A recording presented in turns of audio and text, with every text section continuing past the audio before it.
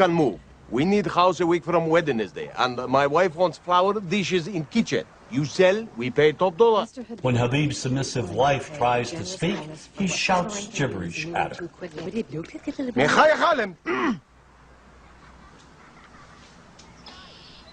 And then he offers Martin a $15,000 cash bonus to move out in 10 days. When Martin tells Mr. Habib that he doesn't want to sell the house after all, he finds Habib's wrecking crew there, ready to demolish his beautiful home. And in a scene that calls to mind one of the most degrading stereotypes of the Jewish people, Mr. Habib demands an extra $100,000 to sell the house that he has owned for just a day back to Martin. You want me to take out a loan on something I owned free and clear just 24 hours ago? Well, that is up to you, George. Your path, your fence, your memories. Now, if you looked at the other Father of the Bride films, Elizabeth Taylor, Spencer Tracy, there were no Arabs or Arab Americans. So why does Disney inject these horrific, sort of offensive characters in Father of the Bride Part 2? It's the same reason that in Gladiator, the slave traders who kidnapped Russell Crowe and bring him back to Rome are Arabs. I mean, this is ridiculous. I mean, why does Hollywood inject Arabs, scenes of Arabs, and or slurs demeaning Arabs in movies having nothing to do with the Middle East? So you're sitting like I am, for example, watching Back to the Future about a mad scientist. And yet, early on in the film, we see these ugly, inept Libyans with machine guns in a parking lot trying to gun down the protagonist. I mean, why?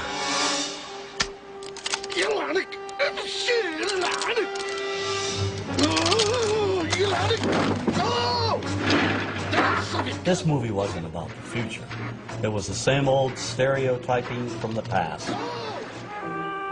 And the same goes for Hollywood's view of Arab women. The Arab woman today is bright, intelligent. She's someone who is exceeding in all professions. And yet this reality still is being denied us on silver screens. The highly sexualized belly dancer has been with us from the beginning of Hollywood's history, inspired by early images of the Orient as the place of exoticism, intrigue, and passion. But in recent years, this image has dramatically changed. The Arab woman is now projected as a bomber, a terrorist. Added to this image is what I call bundles in black. Veiled women in the background, in the shadows, submissive.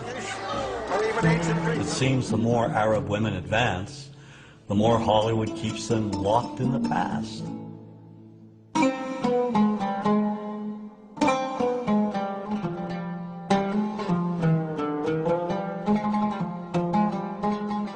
Politics and Hollywood's images are linked. They reinforce one another. Policy enforces mythical images help enforce policy. Jack Valente, president of the Motion Picture Association of America, has said, quote, "Washington and Hollywood spring from the same DNA," end quote. The Arab image began to change immediately after World War II. There were three things that impacted the change. The Palestinian-Israeli conflict, in which the United States has unequivocally supported Israel. The Arab oil embargo in the 70s, which angered Americans when gas prices went through the ceiling. And the Iranian Revolution, which increased Arab-American tensions when Iranian students took American diplomats hostage for more than a year. These three pivotal events brought the Middle East into the living rooms of Americans, and together helped shape the way movies stereotyped Arabs and the Arab world. One of the primary changes, the image of the sheikh.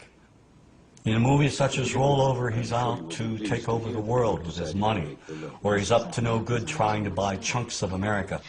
Mrs. Winters, I think I should tell you there are those in the family who do not think we should be making this offer at all. I assume if you could have found venture capital of this sort for a company like Winterchem in America, you would not be coming all the way to Arabia looking for it. You see the oily sheik in Spielberg's Indiana Jones and The Last Crusade. You see the money-grubbing sheik who's out to commit all kinds of terrorism and launch a missile in earnest in the army.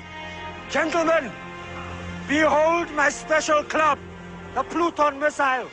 With it, I will bring the infidels to their knees and be leader in the Arab world. One of the myths in the 70s was that the Arabs are coming over, buying up chunks of America. And of course, this was reflected in the cinema. The Arabs have taken billions of dollars out of this country, and now they must put it back. One of my favorite movies of all time, racist though it may be, is Network, about commercial television. Ladies and gentlemen, let's hear it. How do you feel?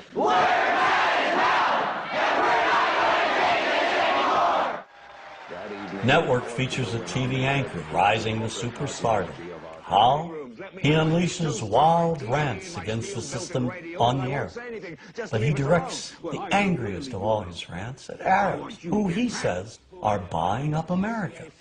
They're buying it for the Saudi Arabian Investment Corporation. They're buying it for the Arabs. The anchor, Howard Beale, calls on the American people to rise up and stop the Arab buyout of his TV network. Listen to me, goddammit. The Arabs are simply buying us.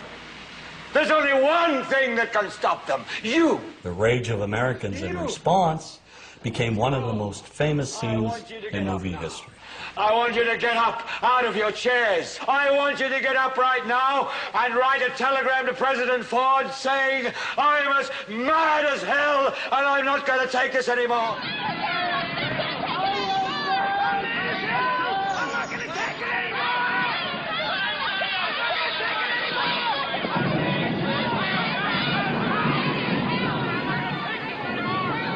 This kind of anger, the anger born of fear, all of it in response to a perceived conspiracy and threat by a specific group of people, well, we've seen and heard this before.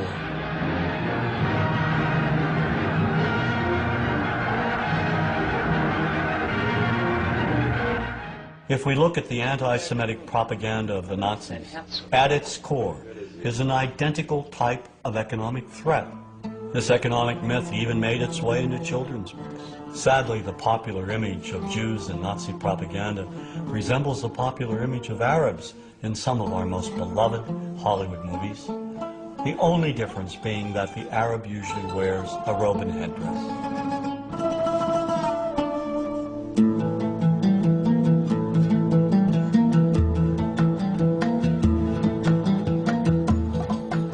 Another way we can look at the connection between politics and entertainment, Washington and Hollywood, is the manner in which historically cinema has projected the Palestinian people. Since the founding of the State of Israel in 1948, our support has never wavered. Every American administration has made it clear whose side we're on. In contrast, Washington's policymakers have failed to support the millions of Palestinians who have been made refugees and who have lived lives of poverty and squalor as a result, while policies impact opinions. So equally unjust is how Hollywood has presented the conflict. Movies repeatedly depict Palestinians as terrorists, making it seem that all Palestinians are evil. Made in America, Colonel.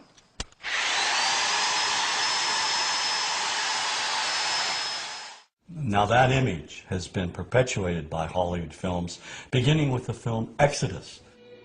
It dealt with the very early conflict. Here, Palestinians are either invisible or they're linked with Nazis, perpetrators of horrific acts. The 1966 movie Cast a Giant Shadow is another early film presenting Israelis as innocent victims of Palestinian violence.